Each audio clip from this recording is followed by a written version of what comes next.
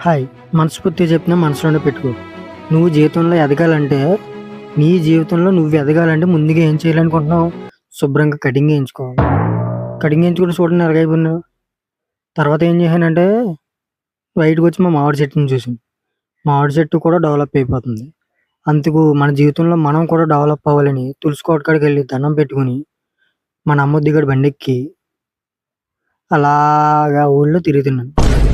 తిరిగితే మీకు time is money అంటే తెలుసా? తర్వాత చెప్తానులే. ఇంకా అలా నిజాం బాంబ్ కాడికెళ్ళి మనం పొద్దున్నే చేయాల్సిన ముందు పని ఏంటో తెలుసా?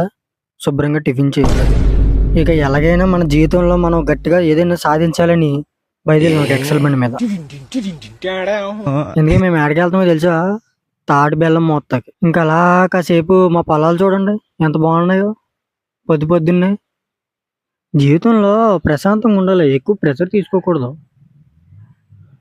ఇది చూడండి బొబ్బాయికాయ తోట. బొబ్బాయికాయ తింటారా మీరు? అలా మేము వ్యాన్‌లోకెళ్ళాం ఫస్టు. వ్యాన్‌లోకెళ్ళి అప్పుడు మొత్తం అంతా వ్యాన్ మీద లోడ్ చేయాలంట. ఇంకా అలా జీడిమాడ తోటలోకెళ్ళిపోయాం. ఈ బెల్లం అంట ఆ వ్యాన్‌లో లోడ్ చేయాలంట. లోడ్ చేస్తే మా పని అయిపోయిందంట.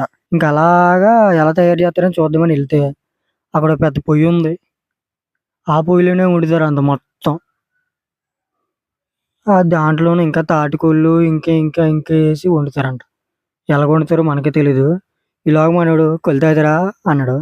సర్లే కొళ్ళే కదా అని ఆఫర్ ఉందని మనకని వెళ్ళిపోతున్నాం. ముందు నా ముద్దు కూడా వేసుకున్నాడు ఒక లోట. లోట వేసుకుని తాగాడు. తాగితే ఆడి మొఖం చూస్తుంటే నాకు ఏదోలా అనిపించింది. కానీ నవ్వుతున్నాడు. నవ్వుతే బాగానే ఉందేమో అని అనుకుని నాకు కూడా బెమలాగింది అప్పుడే. సర్లే అని నేను కూడా ఒక లోట వేసుకుని తాగాను. తాగితే పర్లేదు కొల్లు బాగానే ఉంది.